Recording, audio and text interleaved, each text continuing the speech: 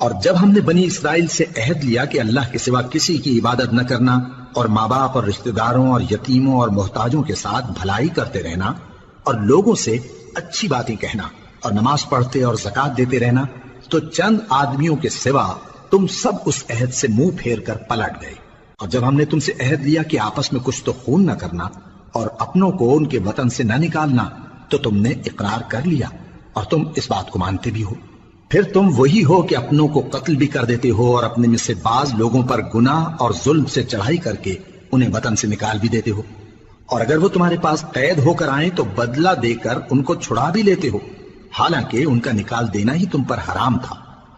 یہ کیا بات ہے کہ تم کتاب اللہ کے بعض احکام کو تو مانتے ہو اور بعض سے انکار کیے دیتے ہو؟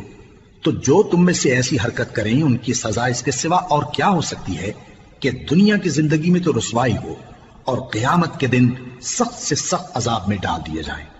اور جو کام تم کرتے ہو اللہ ان سے غافل نہیں۔ یہ وہ لوگ ہیں جنہوں نے آخرت کے بدلے دنیا کی زندگی خریدی، سو نہ تو ان سے عذاب ہی ہلکا کیا جائے گا اور نہ ان کو اور طرح کی مدد ملے گی۔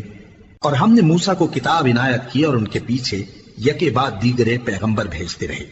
اور عیسیٰ ابن مریم کو کھلے نشانات بخشے اور روح القدس یعنی جبرائیل سے ان کو مدد دی۔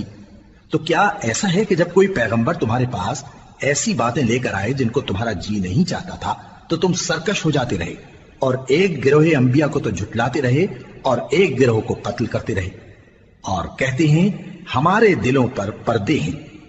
نہیں، بلکہ اللہ نے ان کے کفر کے سبب ان پر لعنت کر رکھی ہے،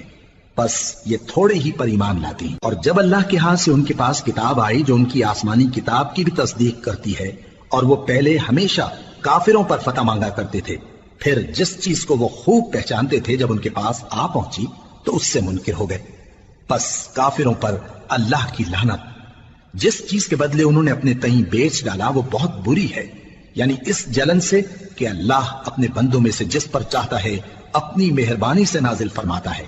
اللہ کی نازل کی ہوئی کتاب سے کفر کرنے لگے تو وہ اس کے غضب بالائے غضب میں مبتلا ہو گئے، اور کافروں کے لیے ذلیل کرنے والا عذاب ہے۔